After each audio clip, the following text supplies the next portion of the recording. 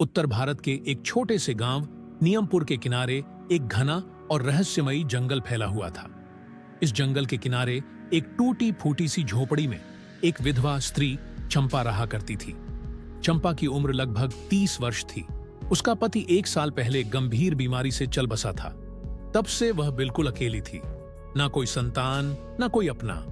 वह जंगल से लकड़ियां इकट्ठा करती और गांव में सिलाई बुनाई का काम करके किसी तरह पढ़ना गुजारा करती। चंपा बेहद सुंदर थी, पर उसकी आंखों में हमेशा एक गहरी उदासी रहती थी। गांव के लोग उसकी सुंदरता पर तो चर्चा करते थे, पर उसके अकेलेपन का मजाक भी उड़ाते थे। कई बार उस पर झूठे आरोप भी लगाए गए, लेकिन चंपा कभी किसी को जवाब नहीं देती।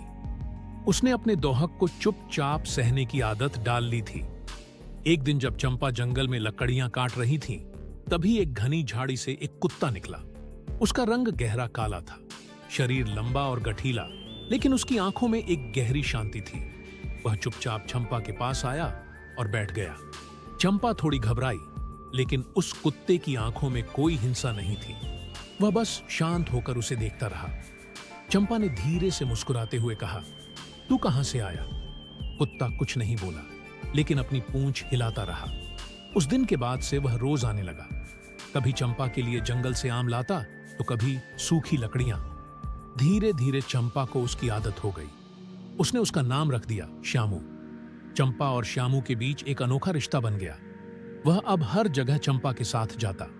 जब चंपा अकेली होती तो श्यामू उसकी गोद में सिर रखकर बैठ जाता। जब वह उदास होती तो वह कोई पत्ता या फूल लाकर उसके सामने रख देता, जैसे वह जानता हो कि चंपा को किस वक्त क्या चाहिए। एक रात बहुत तेज बारिश हो रही थी। झोपड़ी की छत से पानी टपक रहा था। बाहर ठंडी हवा चल रही थी। तभी झोपड़ी के दरवाजे पर खरोचने की आवाज आई। चंपा ने दरवाजा खोला तो श्यामू भीगता हुआ बाहर खड़ा था। वह कांप रहा था। चंपा ने उसे अंदर बुलाया, तौलिया लाकर सुखाया और पहली बार उसे अपने पास सुला लिया। उस रात के बाद चंपा को कुछ अलग सा महसूस होने लगा। कुछ हफ्तों बाद उसकी तबीयत बिगड़ने लगी। वह दिन ब दिन थकी हुई लगने लगी। पेट में अजीब सा भारीपन महसूस होने लगा। जब वह गांव की दाई के पास गई तो दाई ने कुछ देर देखकर कहा, "बेटी, तू मां बनने वाली है।" चंपा सन्न रह गई। उसने कांपते हुए कहा, "लेकिन यह कैसे हो सकता है? मेरा तो कोई नहीं है।" दाई ने उसकी आंखों में देखा और कहा, "मैं झूठ नहीं बोल रही। यह बच्चा तेरे गर्भ में पल रहा है।" गांव में यह बात आग की तरह फैल गई। लोग बातें करने लगे। पंचायत बैठी। गांव के मुखिया ने चंपा को बुलवाया और पूछा, "सच सच बता, तेरे गर्भ का पिता कौन है?" चंपा ने सिर झुका लिया और बोली, "मुझे नहीं पता, बस श्यामू है, वही मेरे साथ रहता है।" पंचायत में लोग हंसने लगे। क्या अब औरतें कुत्तों से भी लोगों ने ताना मारा? लेकिन चंपा की आंखों में सिर्फ सच था, वह सच जिसे वह खुद भी पूरी तरह नहीं समझ पाई थी। उसी शाम गांव में एक बाबा आए जो कई वर्षों से हिमालय में तपस्या कर चुके थे। लोगों ने उन्हें चंपा की स्थिति बताई। बाबा ने चंपा को देखा, उसकी आंखों में देखा और फिर बोले, "इसका गर्भ कोई साधारण गर्भ नहीं है। यह एक दिव्य आत्मा है और यह कुत्ता, यह कोई सामान्य पशु नहीं है। यह एक श्रापित देव है।" बाबा ने बताया कि वर्षों पहले एक देवता ने एक स्त्री का दिल तोड़ा था, जिसके कारण उसे श्राप मिला कि वह तब तक कुत्ते की योनि में रहेगा जब तक कोई स्त्री उसे सच्चा प्रेम ना दे। और चंपा का प्रेम वही परीक्षा था। इस प्रेम ने श्राप को तोड़ दिया है, लेकिन इसके साथ एक संकट भी जुड़ा है। बाबा ने कहा, "चंपा की संतान विशेष है। उसका जन्म होते ही अंधकार की शक्तियां उसे नष्ट करने आएंगी।" कुछ ही दिनों बाद गांव में अजीब घटनाएं होने लगी। खेतों में आग लगने लगी, मवेशी गायब होने लगे, बच्चे बीमार पड़ने लगे।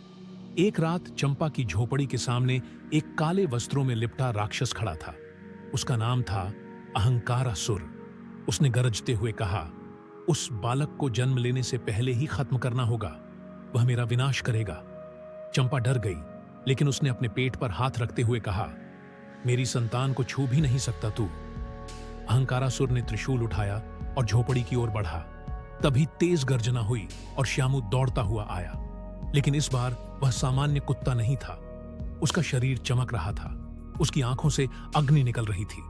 वह छलांग मारते हुए राक्षस के सामने आ खड़ा हुआ। दोनों के बीच भीषण युद्ध हुआ। बिजली, आंधी, आग, सब प्रकृति साक्षी बनी। अंत में श्यामू ने त्रिशूल को उसके ही सीने में घोंप दिया और वह राक्षस राख बन गया। चंपा दर्द में कराह रही थी। प्रसव का समय आ चुका था। श्यामू उसके पास आया, उसके माथे पर हाथ रखा। चंपा को लगा जैसे एक दिव्य ऊर्जा उसके भीतर समा गई हो। कुछ ही देर बाद चंपा ने एक पुत्र को जन्म दिया। वह बालक सोने की तरह चमकता था। उसकी आंखों में शांति थी, पर भीतर एक शक्ति जल रही थी। श्यामू ने मुस्कुराते हुए कहा, यह बालक मानव और देव के मिलन का प्रतीक है। इसका नाम ध्रुव होगा। यह सत्य और धर्म की स्थापना करेगा। चंपा की आंखों से आंसू बह निकले। उसने श्यामू की ओर देखा और कहा, अब तू मुझे छोड़कर मत जाना। श्यामू ने कहा, जब भी इस बच्चे को मेरी जरूरत होगी मैं लौटूंगा। मैं तेरे विश्वास का उत्तर हूं। यह कहकर वह दिव्य प्रकाश में बदल गया और आकाश की ओर उड़ गया। गांव वालों की सोच बदल चुकी थी। जो चंपा को ताने मारते थे अब उसे देवी कहने लगे। चंपा ने अपने पुत्र की परवरिश बहुत प्रेम और साहस से की। उस दिन के बाद जब भी कोई बच्चा अकेला रोता तो मां कहती, मत रो बेटा, ध्रुव की मां की तरह तू भी साहसी बन। क्योंकि चंपा और श्यामू की यह कथा सिर्फ एक प्रेम कहानी नहीं थी। यह सत्य, तपस्या और दिव्यता की जीवंत मिसाल थी जो युगों युगों तक याद रखी जाएगी।